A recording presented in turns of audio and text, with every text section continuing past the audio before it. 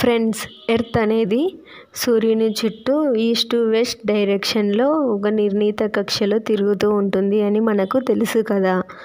అయితే ఈ స్పిన్నింగ్ అనేది గంటకు 1670 కిలోమీటర్ల వేగంతో స్పిన్ అవుతూ ఉంటుంది.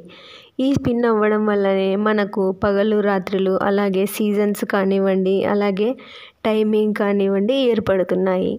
ఇలా తిరగడం అనేది ఆగిపోయిందనుకోండి, ఏమవుతుందో తెలుసా? ఎర్త్ అనేది 5 సెకండ్స్ స్పిన్ అవ్వడం ఆగిపోయిందనుకోండి, మనం కదులుతూనే ఉంటాం. ఎందుకంటే మనం ఎర్త్తో పాటు అంతే వేగంతో ప్రయాణిస్తున్నాం కాబట్టి. గాలి అనేది ఒక పెద్ద తుఫానులాగా మారిపోతుంది. ఆ టైంలో మనకు ఆక్సిజన్ అందకపోవడం వలన మనం గాల్లో ఎగురుతూ తిరుగుతూ, అంతరిక్ష మూవీలో ఉంటుంది కదా, వాళ్ళు గాల్లో ఎగురుతూ ఉంటారు, అలా మనము ఉంటాము. సడన్ చేంజ్ వలన సముద్రాలు కదలడం వల్ల భారీ సునామీలు వస్తాయి.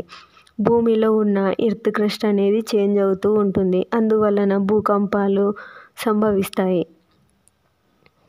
మనకు డే అండ్ నైట్ చేంజ్ అవ్వడం కూడా ఆగిపోతుంది. అందువలన ఒక సైడ్ డే టైం ఉంటుంది కదా, సన్ రైజు, అటు సైడ్ అలాగే సన్ రైజ్ ఉంటుంది. ఎటు సైడ్ అయితే చీకటి ఉంటుందో అటు సైడ్ అలాగే చీకటి ఉంటుంది. ఇక ప్రపంచం మొత్తానికి చీకటి వెలుతురు ఎంత అవసరమో మనకు తెలుసు కదా. సన్ రైజ్ అలాగే ఉంటే ఆ వేడి తట్టుకోలేక చాలామంది చనిపోతారు.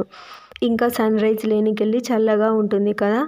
ఒకవేళ చల్లగా ఉన్నా కూడా ఏదైనా ఆర్టిఫిషియల్ లైటింగ్ వలన బ్రతకొచ్చు అనుకుంటే, అటు సైడ్ చల్లగా, మరీ చల్లగా ఉంటుంది కాబట్టి గడ్డ కట్టుకొని పోయి బ్రతకలేరు. ఎర్త్ మరియు ఇతర ప్లానెట్స్ అన్నీ సన్ చుట్టూ ఒక నిర్ణీత కక్షలో తిరుగుతూ ఉంటాయి కదా.